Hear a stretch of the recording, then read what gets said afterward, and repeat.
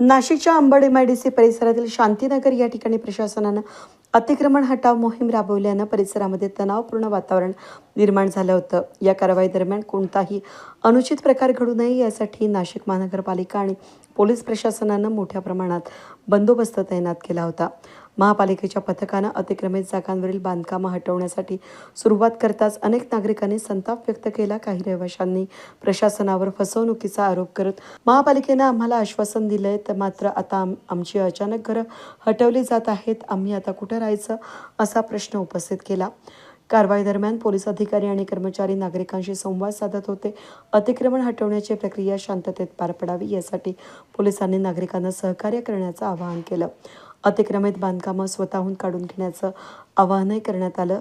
काही नागरिकांनी प्रशासनाच्या सूचनेनुसार अतिक्रमण स्वतःहून हटवून कारवाईत सहकार्य केलं, त्यामुळे काही ठिकाणी कारवाई सुरळीत पार पडली। मात्र अनेक कुटुंबांपुढे निवाऱ्याचा प्रश्न निर्माण झाल्यानं नागरिकांमध्ये नाराजीचं वातावरण पाहायला मिळालं। अतिक्रमण हटाव मोहिमेमुळे शांतीनगर परिसरामध्ये दिवसभर हालचाली वाढल्या होत्या। प्रशासनानं ही कारवाई नियमानुसार करण्यात आल्याचं सांगितलं असून नागरिकांनी कायदा आणि सुव्यवस्था राखत सहकार्य करावं असं आवाहन करण्यात आलं।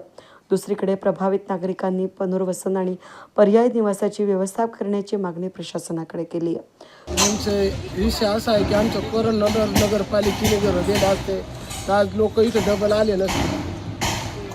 यांनी आम्हाला धोका दिला म्हणून आमच्या पोरांनी इकडं घरं बांधले होते। इकडे नगरपालिकेने शेवटी आम्हाला रस्त्यावर आणलं आणि आता जर आमच्या पोरांचे नावं नाही आले तर नगरपालिकेचे कर्मचारी आम्ही सस्पेंड करणार।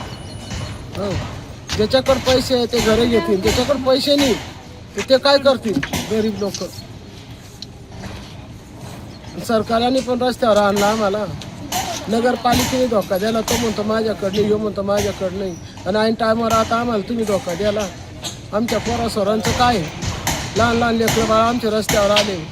आता पाणी पावसाचे दिवस आले, तुमचे लेकरं जर असे रस्त्यावर आले असते तुमचा जीव काय म्हणला असता? आता आमच्या पोरांची सोय करा नगरपालिकेने, हीच आम्ही नम्र विनंती। वेद न्यूजसाठी प्रतिनिधी चंदन खरे, सिडको।